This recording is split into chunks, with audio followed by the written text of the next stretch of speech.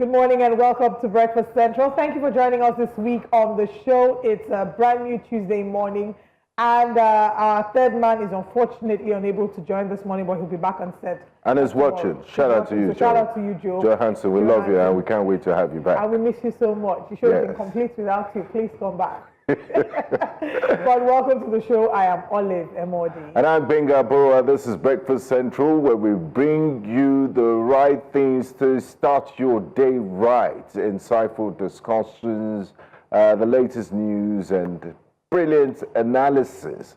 And today we have a very packed program for you. So sit back, relax, grab your coffee, and welcome to Flight Breakfast Central. Going from Lagos to around the world. Yes. Via YouTube, Instagram Live, Facebook Live, TV, Avo Star Times. Like my guys would say, platform is Yakpa. The Yakpa is a lot. You know, when I thought of a dry joke to start the show with today. Yeah. You know, there's a song that says, then be two later become three. I was going to say we'll be three, later become two. But Joe will be back. But Joe will be back tomorrow. Yeah, no, he still loves his job, please. Don't sack him. Okay, let's start with the first wake-up conversations. It's a conversation that many people have been wondering, like, where's INEC? What's going on with the INEC? People are talking about all sorts of reforms, but and the politicians have been talking about 2027 in 2025, and the electoral umpire has been quiet, even though they've organized off-cycle elections in different states and at different levels. But finally, INEC has woken up from a slumber after the 2023 elections, where people said, you know, they're not too particularly pleased with the conduct of INEC. INEC's chairman is now saying that expect reforms before 2027. Let's hear it from the gentleman's mouth, not the horse this time.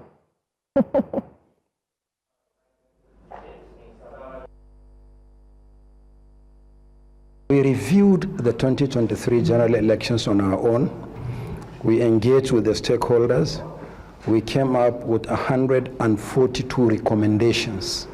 Out of these 142 recommendations, 8 require constitutional or electoral act amendment. And we discussed this with members of the National Assembly. So far, so good. We are happy with our discussions with them, and we are also happy with the speed with which they want to proceed, so that we'll have some necessary amendments done to the Electoral Act ahead of the 2027 general elections. Right. I mean, they are looking at reforms. They are working with the National Assembly. A number of the reforms that they're looking at involve ensuring credibility with the polls, ensuring that we do not have as much technological glitches as we did in 2023. But and the biggest undoing of INEC in 2023 was they overpromised and underdelivered. So people are taking their recent promises by Professor Mahmood Yakubu with not just a pinch of salt, with a whole cup of salt. They've poured it, and the doubting Thomases are there. The jury's out in INEC. So we accept these promises and this reform in good faith and with cautious optimism. But what I'm most excited about, and they're a big part of Nigeria, because the Nigerian diaspora sends billions of dollars in remittances to Nigerians every year. And they also need to be a part of the elections. They're Nigerian citizens. It just happened to have gone outside for greater pastures. So the introduction of diaspora voting. But Nigerians are everywhere. How will the INEC deploy to Vanuatu? We don't even have a mission there, or Turks and Caicos and things like that. But I think where most Nigerians are domiciled, of course, there will be options in London, the UK rather, Germany, America, Canada. Yes, and even America, Atlanta and Washington. Repeat after me. Atlanta. No, it's Atlanta. Atlanta. And Minnesota. Okay, but jokes apart, if we look at some of the reforms, and it's important to ask our audience, I mean, we'll get to know what these recommendations are in due time, but if we're looking at a key issue you've raised is diaspora voting, which came up at the last elections. Our current constitutional provisions, our current laws do not allow for diaspora voting. But if we look at the influx of foreign exchange by Nigerians in the diaspora yes. into the economy and how much contribution they've made into the economy. A number of, we've seen the arguments for and against why people in the diaspora should or should not vote. The arguments for would, or the, let me start with the arguments against. The arguments against would be that, look, you're not directly here. You're not directly impacted by the decision here. So why should you be the one to decide about who will lead you when you're not even being led here? But the argument against, or to counter that argument, these people in the diaspora have family members here. A number of them have businesses here. In fact, the reason why a number of Nigerians fled outside the country is because of governance, because they're not able to rely on the quality of governance that they get here. So they travel somewhere that they believe the system works better for them. Absolutely. If we had better governance, if we can guarantee the quality of our elections, that democracy as is not a far cry from democracy as it ought to be, we'll see a lot of japada. Many Nigerians will come back. Nobody wants to go and be working at 5 a.m. inside code. With racism and every other thing they have to go through. There's another problem, problem for INEC in terms of diaspora voting is which constituency do you put the diaspora votes? What states do they go to? Because they will come in as a block. For example, in the presidential elections, would you say these votes belong to the northeast or northwest? How do you spread the votes? I'm sure they'll figure something out. Yeah, but it'll be in the line of them maybe lumping things up. But I am certainly strongly in support of diaspora voting. And I'm hoping that these are some of the recommendations that should be considered, and even in the way that people, for example, in the UK, in Canada, the way that they vote, it's not made it's not so much of hard. Yes, it's not hard. It's easy. You don't have to shut down the whole economy for a day or 2 days because we want to vote. It doesn't have to be war. And INEC is also looking at that with voter registration methods. You don't have to go under the sun in one local government in the middle of your work hours to register to vote. You should be able to register online as a first-time voter, or if you want to revalidate your voter's card and all of that. They're also looking at ways of discarding voter's card. And going paperless. And also BVAS upgrades. So that BVAS one is a very important one because it was a very key element in determining the validity. That messed them up in exactly, and the credibility of 2023 elections. Before the elections, INEC was promising, about the accuracy, and Nigerians did raise concerns about the technological capability of the BVAS to not disappoint during the elections. But what then happened is there were promises of immediate transmission, and then that caused an issue. Oh, why are you not doing live transmissions? In fact, because I voted at the last elections, and at the polling unit, what you'd recognize is that in some situations, it was difficult for these machines to recognize your accreditation was a struggle in some cases. They're complaining they don't have internet, this one, that one, like too many complaints here and there. In a country where in 2025, we're still talking about thousands of Nigerian students who have been, affected poorly, their job results because of technology, because of the computer-based, assessment. So if we're talking about that and we're still not able to fix it with JAMB, how ready are we to be able to sort this out during the election? Let's hope. We have 2 years to go. Let's hope they will be able to fasten their belts and tidy things up. So they need to start. So that's the challenge. That's my challenge. That thing when we keep saying, oh, we have 2 years. We don't have time, Gbenga. So before we blink, it's 2027. And then we start realizing it's in the wake of 2027 they'll start running up and down and making us promises. We need to see, and I'm glad that, there's some appointments that are being made in INEC. It seems like work is being done. This year, we should be able to know what is the plan. They should map out a strategy for us.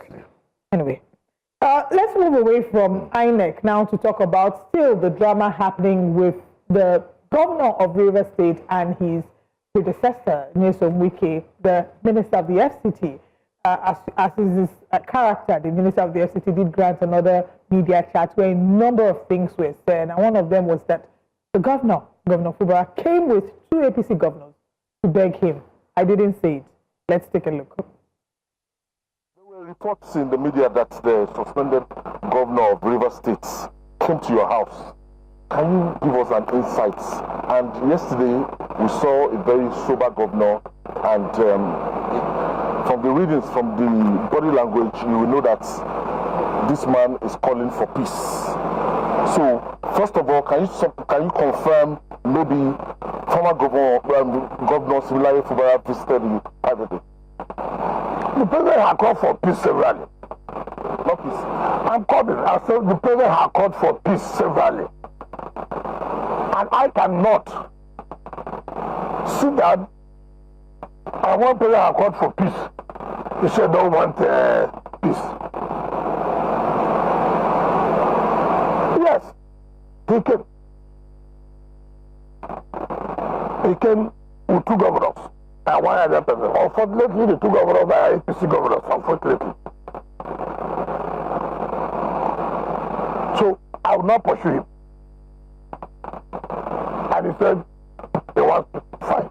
I want peace. Right? Have you forgiven me? You see, that's the problem you will have. A man came. There are steps. You see, I don't understand how a man came. You would think that this thing is just they just say to us, I want peace. Then you go, and peace has come.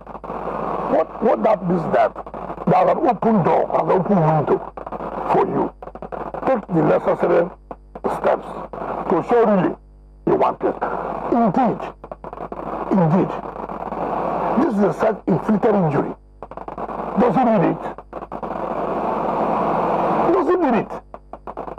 When this thing started, I called him. Sheyi Makinde was there. Oton was there. Ibazu was there. When was there, and we were scouting. We started that look. This thing is not good for you. God has given you this thing. Why not humbly? And don't allow people to push you. Well, yeah, I mean, I like the immediate follow-up, and that's what makes us journalists. Okay, he came, and then, like Oliver Twist, you asked for more. Have you forgiven him? And then it went on a whole explanation that, look, peace is not just given on a platter of gold. You need to work towards it. You need to do certain things, A, B, C, and D, before you can be granted the full peace. And he said he can't chase him away because he's a governor, he's a respected figure and all of that. So it's nice that that initial step was taken. But what we're not privy to is the conditions for peace, what they asked him to do. And I'm glad that you mentioned that, because what really are the conditions for this so-called peace at this point is really exhausting. Maybe that's why he went to church to say, look at me, that's why he's tired. I don't want to go there. I don't want to go there. I just feel like at the end of the day, again, when it comes to what's happening in Rivers State, they are the people in all of this. How much progress have the people of Rivers State made since this whole drama? In that meeting, how much discussion was about the people? Exactly. Was it just about personal interest, political ambition? Because the first time that we started to hear about this this drama, an issue and crisis between the both political figures, it was about destruction of political structure. What structure said, what structure did not do. So right now, again, it comes, I would always ask, where are the people in all of this? How have we prioritized governance? Our country has become one that we are so focused on politics and politicking that we forget about governance. I spoke about it yesterday on Which Way Nigeria.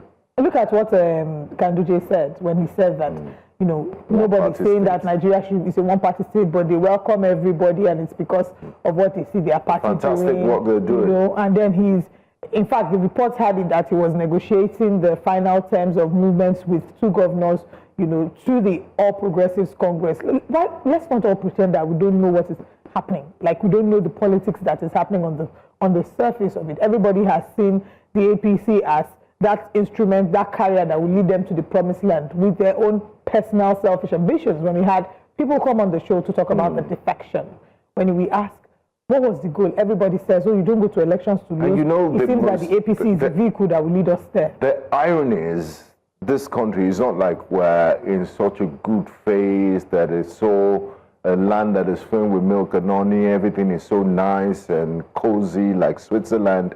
This is a country that is bedeviled with a number of issues. Every other day we're discussing, it's either JAM, it's either the standard of health, education, power.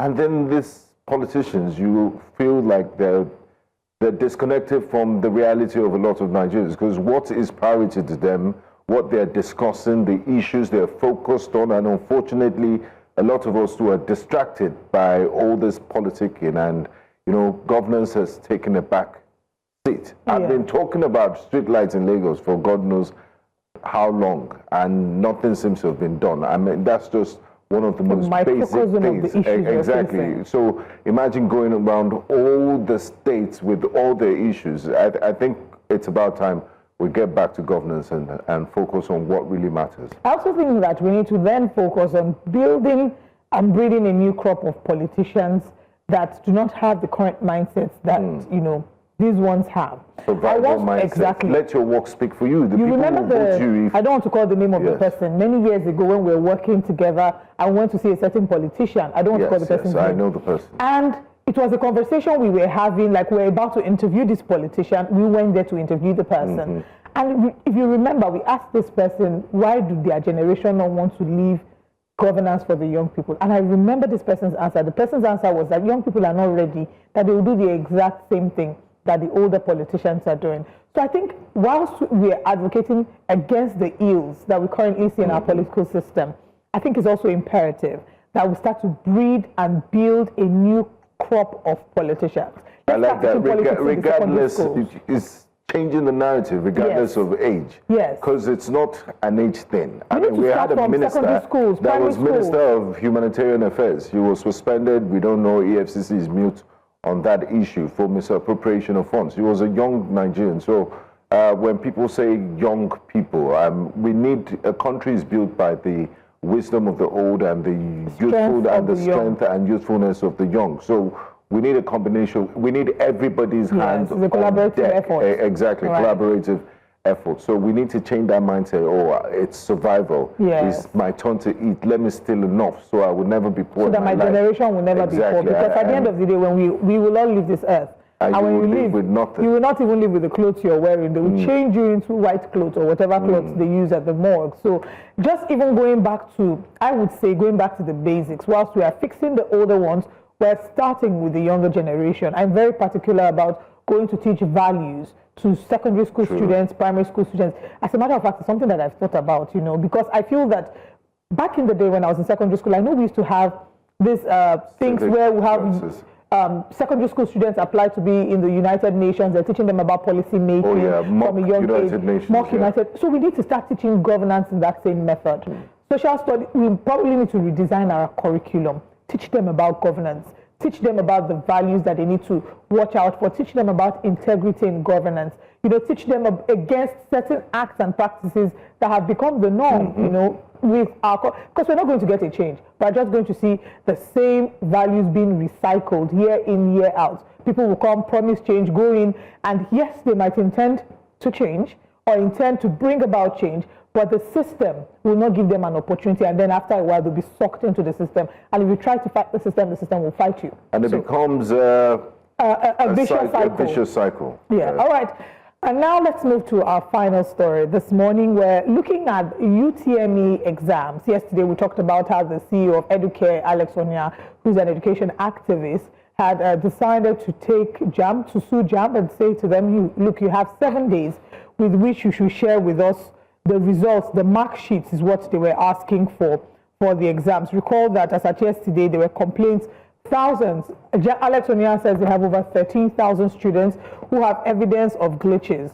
So now a letter has been addressed. It is said the Freedom of Information request with respect to the 2025 UTME questions and answers. So they're asking for a number of things. They're talking about how the statistics currently reveal the worst failure rate in the history of JAMB, and that they dispute the result, and as a result, they're asking for the mark sheet. They demand a copy of freedom of, they delivered a copy of Freedom of Information demands from JAMB to the Minister of Education, Senate President, and Speaker of House of Representatives. And JAMB has been asked to respond within 7 days, or they'll proceed with litigation, saying that the lives and destinies of Nigerian students are in our hands. And it's very important. I support that Freedom of Information request, because you can't just, these are students that some of them were confident that, look, we did very well. And it's very unfortunate because of failure of technology. I have to sit at home for another year. So let's know what happened with transparency. Let's know where the glitches are. If remedial actions will be taken. And the whole investigation needs to be done. So we can learn lessons, and of course the students can get another chance. It's good that you said learn lessons, yes. Because even in school settings where we have classroom work, remember back in the day when your teacher would tell you, you do a quick test, they will tell you to exchange with your neighbor. Yes, and then they will write the answers and you will mark. You are able to see where the mistake is, what you didn't do right, answers. So that you can get the correct answers. And that's what they're saying, that if there's a dispute as to the correctness of JAMB systems and structures, if as a country we globally suffered the effect of inefficient, I don't know if it's inefficient use of technology, I would call it, but a technological failure during the last elections, it's not impossible that JAMB, would say that they haven't experienced. What does JAMB mean by unusual complaints? They were not expecting any complaints? Or the type of complaints? Yes, I think the type. I don't think we've had this much pushback from JAMB. Every year, everybody complains. A lot of people complain about JAMB. When they have over 200, I had 269. When they get big, they gave me 125. So it has been a usual thing. But this year, it's a different kind of complaints we're seeing. Failure. Some of the complaints we've seen are, I remember, I was reading, and I'll take much of these tweets much later. In some of the tweets, there are people who said that there was a particular sheet where they had just answers, no questions. So they had to skip. That's a flaw. How do you fix that flaw? There were students, respond to that. Exactly. Yeah. Students who complained to their invigilator saying, we don't have question, from question this to this. Invigilator said there's nothing I can do. There are students who talked about how in previous JAMB, they just tried the first time. They were still in secondary school, and they did excellently well. They had well over 200. And this time around that they're done with secondary school, they put in all their hearts to the preparation, and they're having 149, 155, and it doesn't make sense. There's a young girl who talked about how she knows without a shadow of doubt that she worked hard. And then there were times when some of the students talked about how the system would be slow by the time it's trying to load. That one time she hadn't even pressed send. It sends by itself. So if there are this plethora of complaints, I think it's imperative that JAMB takes a look at it. JAMB has responded and saying that, they haven't had this, like you've mentioned, this really unusual complaints, and they're going to look into it. People are saying, let us know what you intend to do. How do you intend to look into this? Are you creating another system for them to, maybe, are you rescheduling the exams? What are you doing? Yes. Let us know. I don't know if you said where JAMB told somebody, mind your words. Wow. I should probably look for it. The handlers should know that you get all sorts of things. And you ignore those sort of things.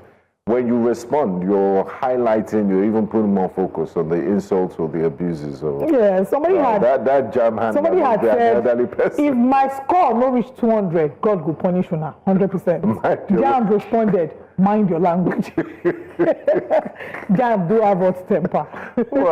But just to mention that if you go on the JAMB page, that's JAMB HQ on X, they have released this document, and they had said in this that the board's annual review encompasses 3 stages: registration, examination, and results release. And they talked about how during the examination phase, JAMB ensures that every candidate is afforded the opportunity to sit for the test.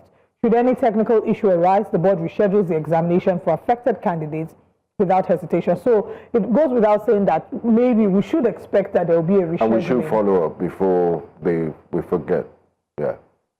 Right. So at the end of the day, these are, the conversations that we're looking at. We are just keeping our fingers crossed to see the updates with JAMB and to get proper information as to what exactly JAMB intends to do. And again, just to quickly mention, revisiting CBT as another issue. Yesterday, we had Dr. Joy Issa, who is an expert in the education space, and she raised the complaint of the computer-based assessment and the practicality of it, because there are schools that are technologically disadvantaged. Yes, technologically disadvantaged. So we're talking about equity. Equity is being able to provide the same opportunity to everybody and giving them a fair opportunity, a fair shot. So for a school where the students don't know how to use a computer, but they know the answers, it's unfair to them to be made to force to access them. Exactly. Force to access them through JAMB. Again, another question that comes to mind. For example, visually impaired people, you use Braille. Use Braille for them. Exactly. So this has sparked a lot of conversations, technology, the importance of JAMB as the sole determinant for getting into tertiary institutions, and maybe we now need to diversify our entrance systems, taking a cue from private universities that now set their own personal exams. But parents online are lending their voice and supporting the movement by Alex Onia. And we'll continue to follow up with JAMB and to get feedback to know what the next steps are, because again, these are the lives and the destinies of young people in Nigeria. We cannot take it for granted.